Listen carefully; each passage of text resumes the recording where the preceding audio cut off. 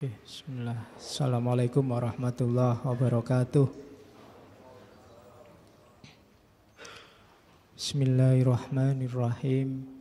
Alhamdulillahi rabbil alamin. Wa bihi nasta'inu ala umurid dunya waddin. Allahumma salli wa sallim wa barik ala habibina wa syafi'ina Sayyidina wa maulana Muhammadin wa ala alihi wa ashabihi wa man tabi'ahum bi ihsanin ila yaumiddin. Bismillah, mari kita lanjutkan ngaji kita dalam tema scientific attitude, akhlak dan adab ilmu. Kebetulan malam ini kita barengan ya sama malam tahun baru.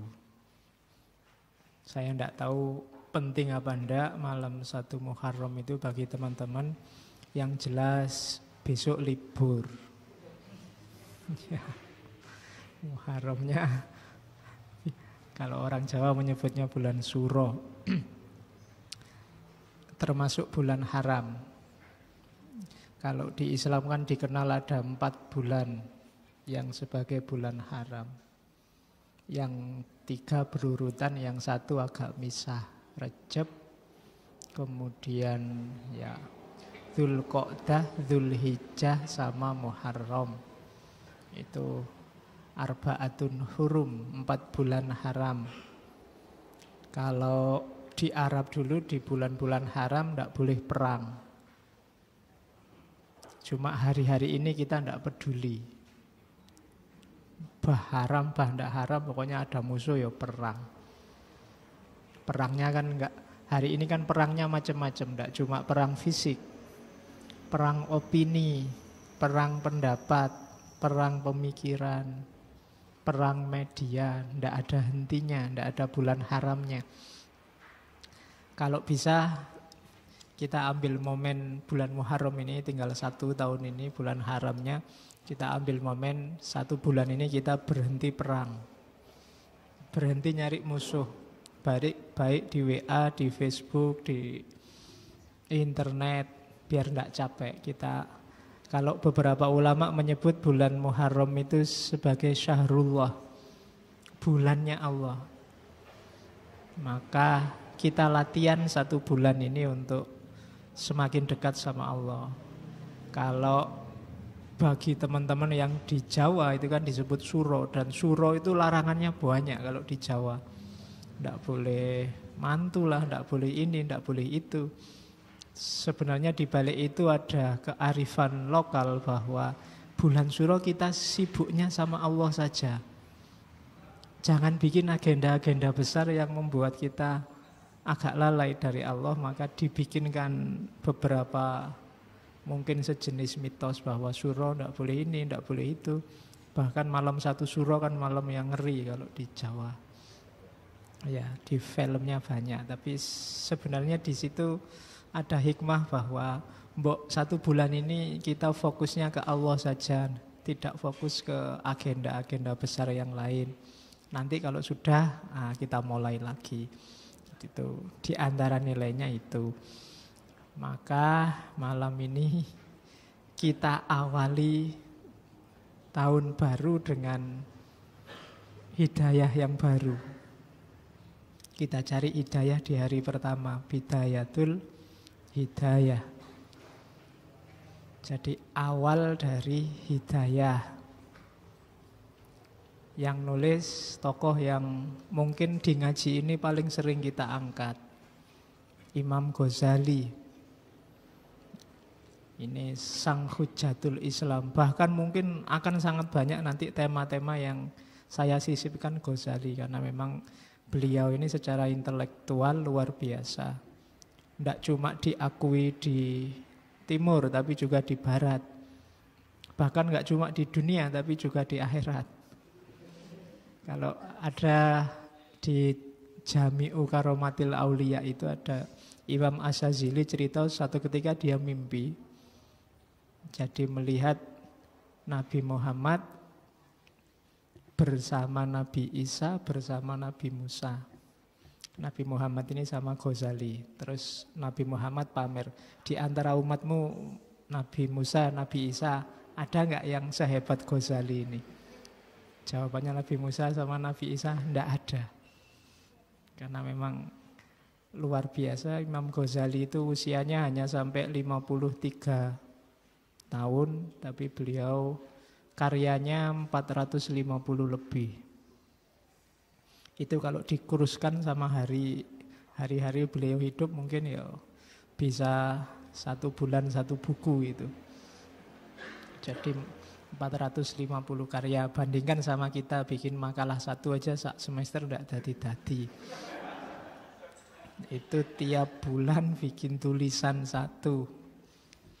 Dan kebesarannya diakui di mana-mana. Nanti beberapa kali saya sudah menyebut riwayat hidupnya, saya tidak akan ngulang lagi bagaimana beliau lahirnya 1058, nanti meninggalnya 1111 dan seterusnya, itu sudah ada. Dan karya-karyanya juga beredar di kita dengan sangat banyak. Bagi yang pernah mondok pasti 1-2 pernah ketemu karyanya Imam Ghazali. Yang paling masterpiece kan Ihya. Nah, Bidayatul Hidayah ini ada yang bilang semacam muqaddimah sebelum Ihya. Jadi sebelum masuk ke Ihya ada baiknya sudah jalan di Bidayatul Hidayah. Kalau belum ya diulangi lagi dari awal, dari Bidayah. Karena di Ihya sudah agak dalam, di Bidayah ini agak simpel. Jadi semacam petunjuk praktis bagi mereka yang ingin jalan di jalan Allah. Makanya judulnya Bidayah. Awal, permulaan dari datangnya hidayah. Hidayah itu biasanya kalau dalam pidato disandingkan sama taufik. 2 hal yang berbeda, taufik sama hidayah. Kalau taufik cowok, kalau hidayah cewek. Ya. Kalau hidayah itu petunjuk. Hidayah itu kalau dalam filsafat, orang dapat hidayah itu mirip orang yang mendapat pencerahan. Jadi tiba-tiba matanya terbuka akan kebenaran, itu berarti dia dapat hidayah. Setelah selama ini mungkin kamu tiap hari baca Quran tapi belum dapat hidayah. Belum kelihatan mana yang benar, mana yang tidak. Makanya setiap kali baca Fatihah kan ada kalimat ihdinas siratal mustaqim, beri aku ya Allah hidayah untuk tampak jalan yang lurus. Jalannya sudah banyak sebenarnya yang lurus. Di Quran ada, kalau kita cerdas membaca ayat-ayat Allah di mana-mana ada. Tapi keterbukaan yang pengetahuan plus kesadaran yang kita sebut pencerahan itu butuh namanya hidayah. Jadi ilmu kita mungkin sudah banyak tapi belum dapat hidayah. Banyak orang tahu kalau bikin berita bohong itu keliru, tapi jarang yang dapat hidayah untuk sadar tidak bikin berita bohong. Itu hubungannya sama hidayah. Jadi orang pinter banyak tapi yang dapat hidayah tidak banyak. Maka kita terus minta hidayah. Itu namanya hidayah. Jadi beda. Kalau taufik itu dari wafaqo, jadi kesesuaian. Taufik itu kalau kita minta taufik pada Allah, berarti kita minta agar yang kita inginkan itu cocok sama keinginannya Allah. Itu namanya taufik. Kita memohon, ya Allah beri aku taufik dan hidayahmu, berarti beri aku pencerahan dan buat keinginan dalam diriku, buat yang aku lakukan itu cocok sama keinginanmu. Itu taufik sama hidayah. Kalau dua-duanya masih berat, kita minta inayah. Nah, inayah itu pertolongan. Ya Allah, susah saya membaca, mengikuti hidayahmu. Susah menyelaraskan keinginanku sama keinginanmu, maka aku minta inayah. Kok masih berat juga ya Allah, ya ini cuma yang bisa saya lakukan. Tidak bisa sedalam itu. Karena itu aku minta ridhomu. Makanya billahi taufik wal hidayah war ridho wal inayah. Jadi kalau mungkin Allah sudah ngasih hidayah, kita sudah berusaha dapat taufik agar yang kita lakukan sesuai dengan maunya Allah. Tapi kok masih belum sempurna, masih banyak kelirunya, ya kita minta ridhonya Allah. Semoga engkau meridhoi kemampuanku hanya segini ya Allah. Nah, kalau sudah melakukan semua masih belum sempurna, keliru-kelirunya banyak. Kalau tadi di awal kita minta inayah, sekarang kalau sudah selesai perbuatanmu, semoga Allah ridho dan kita dapat syafa'ah. Syafa'ah itu pertolongan belakangan. Sebenarnya hasil kerja ujianmu jelek, cuma dosennya kasihan terus dikasih syafaat. Nah, kalau dosen sebelum ujian ngasih Pak Mbok dikasih kisi-kisi soalnya apa, itu inayah. Kalau jawabanmu cocok sama maunya dosen, itu taufik. Kalau sebelum ujian kamu paham semua yang diajarkan, siap saya, berarti kamu dapat hidayah kan itu. Oke, gampang-gampangannya itu. Jadi bidayatul hidayah berarti kita rintis jalan agar dapat hidayah, agar kita ketemu dengan pencerahan, agar enggak cuma ilmu tapi juga ada kesadaran di sana. Itulah bidayatul hidayah. Bentuknya tipis, enggak tebal. Kitab Bidayatul Hidayah itu paling sekitar, kalau versi cetak 90-an halaman. Terjemahannya banyak. Jadi enggak boleh alasan Pak bahasa Arab saya enggak ngerti, terjemahannya banyak. Dan gaya bahasanya mudah karena modelnya risalah. Yang berat itu menjalankannya. Kalau cuma membaca dan paham, kamu enggak harus ngaji, pasti bisa langsung paham. Cuma malam ini kita coba telaah sedikit apa sih maunya beliau, sang Hujatul Islam, dalam Bidayatul Hidayah. Risalah ini ditulis kalau di bagian pengantar pada kolega beliau yang disebut Al-Imam Az-Zahid. Dari namanya kelihatan bahwa ini gelar dari seorang sufi. Jadi para ulama zaman dulu itu rajin bertukar ilmu, bertukar risalah, saling minta dinasehati. Jadi karena mereka merasa ada orang lain ilmunya lebih banyak, jangan-jangan yang saya ketahui masih sedikit, yang lain jangan-jangan lebih banyak, maka selalu minta nasihat. Kebalikannya hari ini banyak orang pinginnya selalu menasehati. Ya, jadi sikap mentalnya jauh. Yang satu pingin ngasih tahu terus, orang yang selalu ingin menasehati itu starting pointnya pasti dia merasa lebih benar, lebih baik. Sementara orang yang merasa ingin selalu dinasehati, dia merasa banyak tidak tahu. Dan untuk jadi filosof, kamu butuh syarat yang kedua, bahwa kamu merasa banyak tidak tahu. Hari ini semua orang merasa tahu, sehingga yang terjadi gegeran, konflik. Makanya di tengah isu-isu luar biasa, bulan ini kita ngambil isu yang mungkin tidak terlalu wow, tidak terlalu luar biasa, tapi penting. Oke, bismillah kita mulai ya. Ada apa di hidayah itu pembukaan.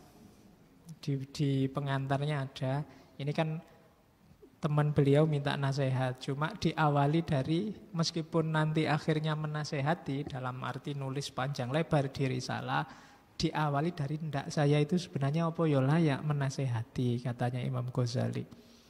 Berbicara tentang nasihat, aku melihat diriku tak pantas untuk memberikannya. Kelasnya Imam Ghazali aja merasa tidak pantas, apalagi saya. Sebab katanya Imam Ghazali, nasihat itu seperti zakat. Nisabnya adalah mengambil nasihat atau pelajaran untuk diri sendiri. Orang zakat itu kan kalau harta bendanya banyak dan nyampe, kelebihannya dipakai untuk zakat. Nah, ngasih nasihat orang juga begitu. Kalau dirinya sendiri sudah overload kebaikannya, sudah jalan apa yang mau dia omongkan, baru dia ngasih tahu orang. Makanya katanya Ghazali, ngasih nasihat itu kayak zakat.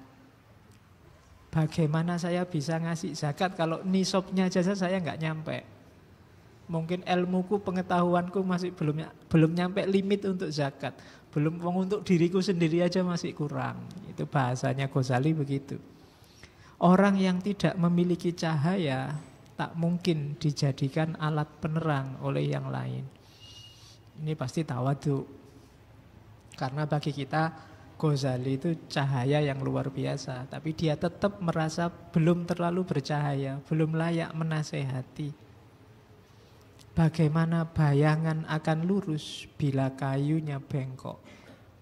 Allah mewahyukan pada Isa dan Maryam, nasehatilah dirimu. Jika engkau telah mengambil nasihat, maka nasehatilah orang lain. Jika tidak, malulah kepadaku. Itu katanya Allah pada Nabi Isa. Jadi yang suka menasehati, kalau dirinya sendiri belum begitu, apa ya ndak malu, kan itu maunya Imam Ghazali. Nanti jangan-jangan malah bikin malu saya nasihat. Teorinya sih aku ngerti mungkin, tapi kan belum saya kasihkan untuk diriku sendiri. Belum layak untuk ngasih orang lain. Itu gaya tawaduknya para ulama zaman dulu. Jadi bayangkan orang seperti Ghazali yang nulis ratusan buku, beliau tidak merasa bahwa saya layak bikin madhab sendiri atau bikin aliran sendiri. Ghazali kan dikenal kalau secara teologi beliau Asy'arian, secara fikih beliau Syafi'i. Padahal kalau mau mungkin dia bisa bikin aliran sendiri. Dia bisa baca Quran hadis sendiri, pasti sangat bisa. Tapi toh begitu beliau mengikuti madhab, mengikuti Asy'ari, mengikuti Syafi'i. Jadi bagi yang tidak terlalu suka dengan madhab, imam-imam besar, tokoh-tokoh besar itu hampir semua punya madhab. Kayak Ghazali ini, bahkan ada Imam Suyuti. Imam Suyuti itu umurnya beliau paling sekitar sampai 60, tapi menulis 720-an sekian kitab. Imam Suyuti, Jalaluddin Suyuti. Jadi sampai tidak sempat nikah. Nulis buku terus. Itu kalau anggap aja umurnya 60, 720-an dibagi 60 sekitar berapa ya? 1 tahun berapa buku itu? Tinggal kamu bagi. Kalau umurnya 60 hasilnya ya sekitar 12-an buku 1 tahun. 12 buku 1 tahun berarti 1 bulan 1 buku. Itu kalau begitu lahir nulis buku loh ya. Ya. Jadi toh begitu beliau bermadhab Syafi'i. Kalau mau beliau bisa jadi mungkin madhab sendiri. Beliau termasuk bisa, kalau dalam fikih mungkin termasuk mujtahid yang mutlak, mustakil. Dia bisa memutuskan hukum sendiri. Toh begitu beliau ikut madhab Imam Syafi'i. Itu antara lain menunjukkan bahwa masih banyak mungkin orang lain yang lebih pintar dari saya, dari ketawaduannya. Kalau mau mungkin beliau saya bisa kembali sendiri pada Quran dan Sunnah, mungkin bisa begitu. Tapi kan enggak. Beliau lebih mengikuti Imam Syafi'i. Itu karena ketawaduan. Oke, terus. Nah, terus Imam Ghazali mengutip satu hadis bahwa sebenarnya ada tukang nasihat yang dahsyat luar biasa. Yang pertama ada bunyinya, yang kedua diam. Yang pertama Al-Quran, yang kedua adalah maut, mati.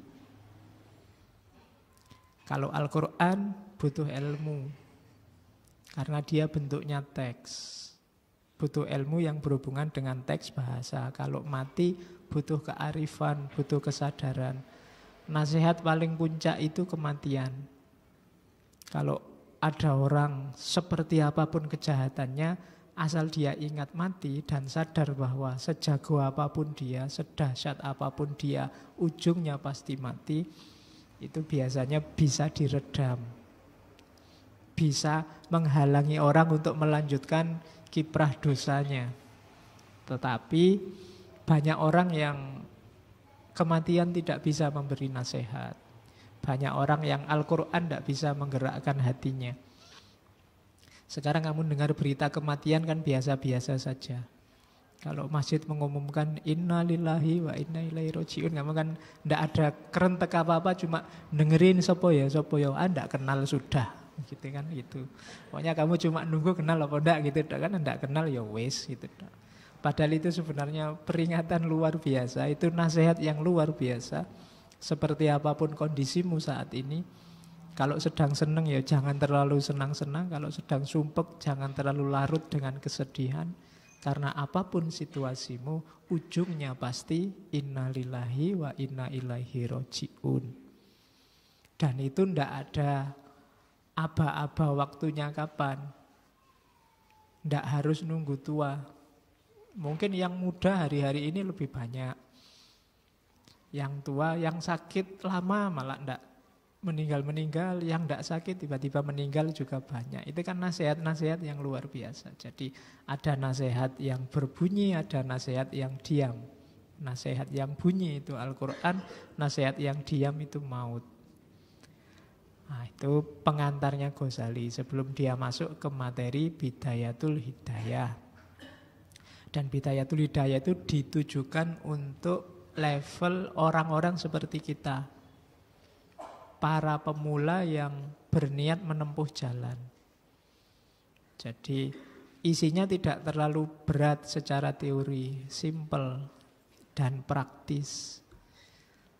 Oke, kita lihat ya. Bismillah. Ini baru kontennya. Ya tetap gayanya kayak minggu-minggu sebelumnya. Saya tidak akan nulis semua, saya potong-potong beberapa. Pertimbangannya apa ya, sak minatku saja. Oke, karena kalau minat full kalian harus baca sendiri langsung. Katanya Ghazali, ketahuilah wahai manusia yang ingin mendapat curahan ilmu, yang betul-betul berharap dan sangat haus kepada ilmu, bahwa jika engkau menuntut ilmu guna bersaing, berbangga, mengalahkan teman sejawat, meraih simpati orang, atau yang sifatnya keduniaan. Kalau cari ilmumu tujuannya salah satu dengan ini atau dekat-dekat dengan ini, pingin merasa besar, pingin merasa terkenal, pingin masuk TV, pingin dapat imbalan, atau pingin keren yang sejenis itu, maka sesungguhnya engkau sedang berusaha menghancurkan agamamu, membinasakan dirimu, dan menjual akhirat dengan dunia. Eman-eman ilmumu kalau terminalnya hanya dunia. Dan kalau kamu memang tujuannya itu tadi semua, titik-titik itu berarti beberapa saya loncati karena uraian, kamu juga sedang menistakan gurumu. Kenapa? Karena itu berarti gurumu telah membantumu dalam berbuat maksiat serta menjadi sekutumu dalam kerugian tersebut. Gurumu seperti orang yang menjual pedang bagi perompak jalanan. Jadi kalau kamu jelek dengan senjata ilmumu, itu kamu tidak sedang menghinakan dirimu saja, tapi sedang menghinakan guru-gurumu juga. Karena ilmu itu berasal dari guru-gurumu. Jadi kalau hari ini kamu sudah pinter dan kepinteranmu engkau pakai untuk menipu orang, untuk menyusahkan orang, untuk memamerkan, menyombongkan dirimu, itu sama dengan kamu sedang menggunakan senjata dari gurumu. Maka kamu sedang melecehkannya. Katanya Ghazali. Jadi yang pertama, ayo ditata niatnya. Apa enggak boleh Pak memanfaatkan ilmu untuk dunia? Boleh, tapi dia bukan terminal terakhir. Itu biarkan saja, nanti efeknya jalan sendiri kok. Kalau kamu pinter, insya Allah kamu akan terkenal dan dikenal.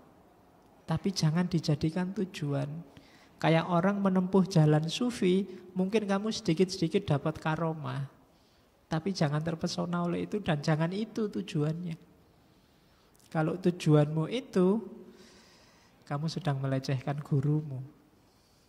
Jadi jangan berhenti di situ. Oke, jadi niat awalnya ditata. Jika niat dan maksudmu dalam menuntut ilmu untuk mendapatkan hidayah, bukan sekedar mengetahui riwayah, maka bergembiralah. Mengetahui riwayat itu berhenti pada ilmu, tidak ada kelanjutannya. Padahal setiap ilmu itu harusnya hidayah, menuntunmu semakin dekat pada Allah. Kalau hanya riwayat itu biasanya hanya untuk pamer, hanya untuk tujuan-tujuan keduniaan. Bukan jenis hidayah, tidak membuka matamu, tidak membuatmu tercerahkan. Sesungguhnya kalau memang yang kita cari hidayah, itulah nanti yang diisyaratkan oleh semua hadis kayak kemarin tentang keutamaan ilmu. Katanya Ghazali, sesungguhnya para malaikat membentangkan sayapnya untukmu saat engkau berjalan, dan ikan-ikan di laut memintakan ampun bagimu manakala engkau berusaha. Tetapi katanya Ghazali, engkau harus tahu sebelumnya bahwa hidayah merupakan buah dari ilmu. Jadi prosesnya kita punya wawasan, punya ilmu, terus ilmu ini jadi hidayah atau tidak untuk hidup kita. Dia jadi petunjuk pencerahan kita, atau jangan-jangan ilmu ini bikin kita jauh dari Allah. Maka ilmu dulu baru hidayah. Jalannya harus lewat ilmu. Maka bidayatul hidayah itu salah satu cara bagaimana kita mengelola ilmu kita, pengetahuan kita, agar jadi jalan untuk semakin dekat dengan Allah. Oleh karena itu, katanya Ghazali, di sini aku tunjukkan padamu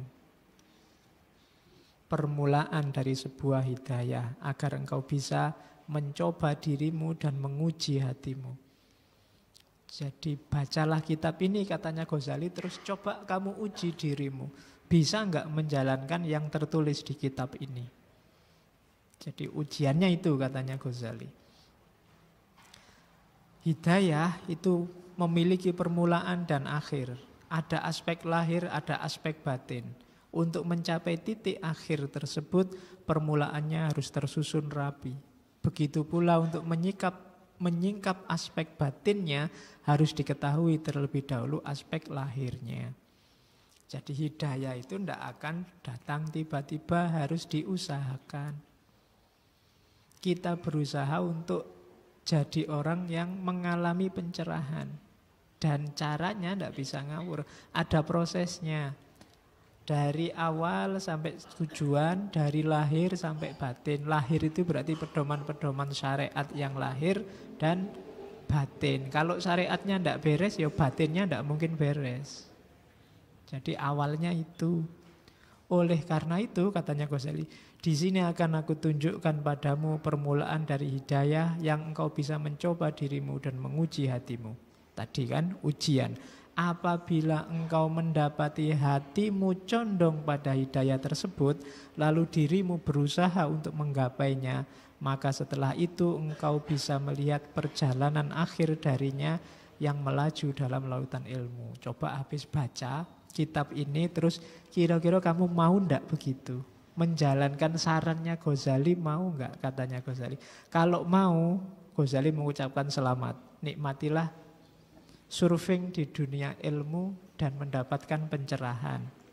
Kalau tidak, jika engkau mendapati hatimu berat dan lengah dalam mengamalkan apa yang menjadi konsekuensinya, ketahuilah bahwa jiwa yang mendorongmu untuk menuntut ilmu tersebut adalah jiwa nafas al-amaro bisu. Nafsu yang menyuruh pada kejelekan. Jadi ini nanti banyak sekali nasihat-nasihat. Jajal ditanya ke dirimu, mau jalan enggak? Kayak syaratnya Ghazali. Kalau mau, katanya Ghazali, selamat berjalan di dunia hidayah. Kalau tidak, berarti kamu masih dikuasai oleh nafas al-ammaroh bisu. Nafsu yang menggiring pada kejelekan. Kalau niatnya tidak Allah, tidak untuk mencari hidayah dari Allah, kemungkinan besar kita akan finalnya hanya ada di dunia. Ilmu kita tidak ngefek ke akhirat. Oke, terus. Nah, rumusnya ini hadisnya Nabi. Manisdada ilman walam yasdad hudan lam yasdad minallahi illa bu'da. Barang siapa ilmunya tambah tapi hidayahnya enggak tambah-tambah. Hidayah enggak tambah itu berarti tidak semakin sadar, tidak semakin tercerahkan, perilakunya tidak semakin membaik, semakin jadi beban masyarakat, beban sejarah. Itu alamat dia lam yazdad minallahi illa bu'da. Tidak nambah apa-apa dalam hubungannya dengan Allah kecuali semakin jauh. Jadi ilmumu justru jadi alat engkau semakin jauh dari Allah. Kenapa? Ilmumu tidak menyadarkan. Ilmumu bentuknya bukan hidayah, bukan pencerahan yang membuat kualitas hidupmu semakin baik, semakin baik. Ya kamu sendiri yang tahu. Makanya tadi di awal Ghazali, coba dilihat dirimu sendiri. Bisa ndak masuk ke sini? Bisa ndak wawasanmu tambah, kedekatanmu sama Allah juga tambah. Jadi setiap ada wawasan baru, semakin kamu sadar betapa dirimu kecil, betapa kuasanya Allah, betapa luar biasanya Allah. Itu berarti semakin dekat, semakin tercerahkan. Tapi kalau tambahnya ilmu, ndak tambah perilakumu, nambah ilmu bikin orang lain tambah sumpek karena ngomongnya tambah ruwet-ruwet, jelimet. Kemudian dirinya sendiri juga tambah kacau, ndak karu-karuan. Tambah ilmu, sholatnya tambah cowopet. Kemudian, oh ya kan sering begitu. Dulu waktu masih di pondok, masih S1, masih aliyah itu ngajinya rajin. Sekarang ilmunya tambah, ngajinya semakin sedikit. Dulu waktu Ramadan bisa khatam 3 kali, sekarang sekali aja pontang-panting. Alasannya apa? Kan tidak wajib, yang penting kan tidak cuma dibaca Pak, dihayati dan diamalkan. Apalagi dihayati, diamalkan, wong baca aja ndak. Itu cukup Al-Ikhlas 3 kali. Ya alhamdulillah, berarti kamu semakin pinter. Semakin tidak dekat sama Allah berarti ilmumu tidak transformasi jadi hidayah. Dan ini tidak cuma ilmu agama loh. Kamu belajar filsafat barat pun bisa jadi pencerahan tersendiri, hidayah tersendiri. Kamu belajar matematika pun bisa juga jadi hidayah. Nanti kan ada teori-teori matematika tertentu yang membuat kita sadar, wah, misalnya tak terbatas. Allah itu tak terbatas. Kita ngerti konsep tak terbatas mungkin dari matematika. Karena di matematika kan ada angka sekian tak terbatas. 0 dibagi berapa tak terbatas. Itu matematika. Oke, jadi rumusnya manisdada ilman walam yasdad hudan lam yasdad minallahi illa bu'dan. Kalau ilmumu tidak transformasi jadi hidayah, maka ilmu hanya akan membuatmu semakin jauh dari Allah. Semakin mungkin karena merasa pintar, merasa sombong, merasa yang lain salah semua kecuali saya, mungkin begitu. Dan itu pasti bikin kita jauh dari Allah. Oke, terus pencari ilmu ada 3 jenis. Saya tidak tahu kita ada di mana.